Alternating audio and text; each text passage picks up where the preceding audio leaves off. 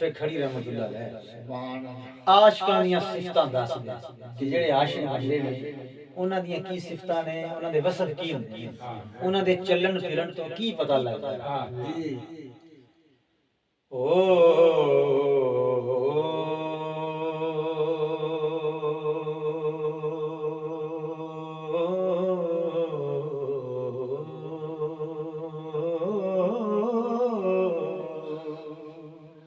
जी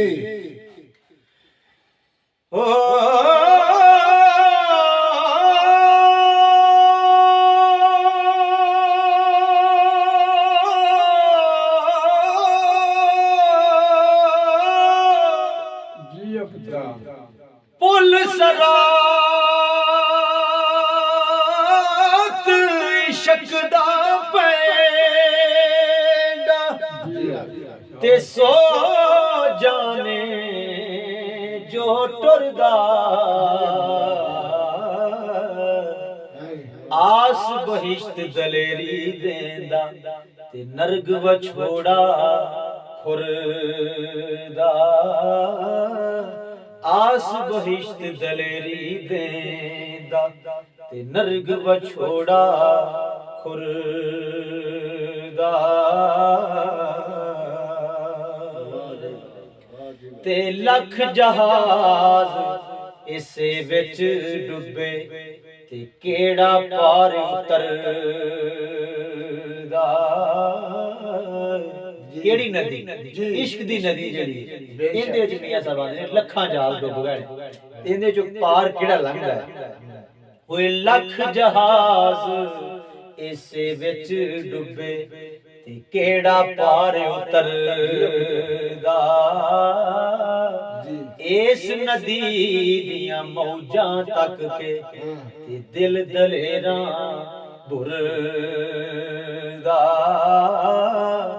इस नदी दियां मौजां तक के ते दिल दलेरां बुरदा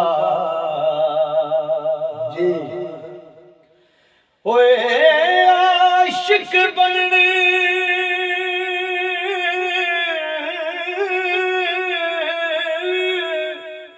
आशिक बन सुखाला नाई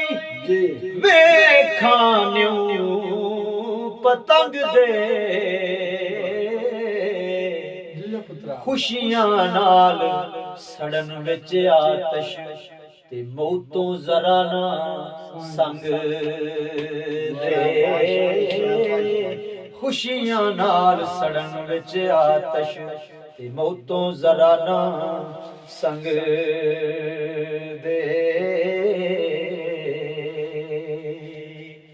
ते जे लख ज़ुहद इबादत करिए ते बिन इश्कों किस कारी मानने ते पढ़ने अस सारे हैं ना बड़ियां दा खिलाफ बड़े बड़े बड़े स्टेजां ते असीं आने हैं कि ए गल फलाने आरफ ने वली अल्लाह लिखी है बड़ी गल पर उन्हें समझदे होंदे ते अमल नहीं करदे देखो गल की करदे बड़े मियां साहब कि जे लख ज़ुहद इबादत करिए वाह बिन इश्कों किस कारी ओए जा जा इश्क ना साड़े तेनू ते तां निभे ना यारी जा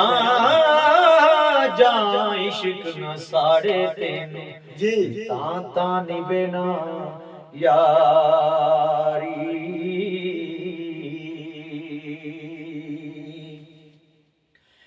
ओ जिन्ना दर्द शकदा नाई ते कद फल पान दीदारों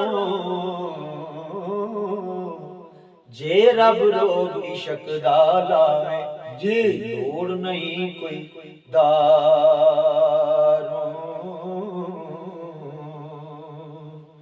ते यार करे जद अपना तेने ते छुट सन और अशनाया सुभान अल्लाह। मां प्यो सज्जन याद न रहसन जी ते हिरस न पैना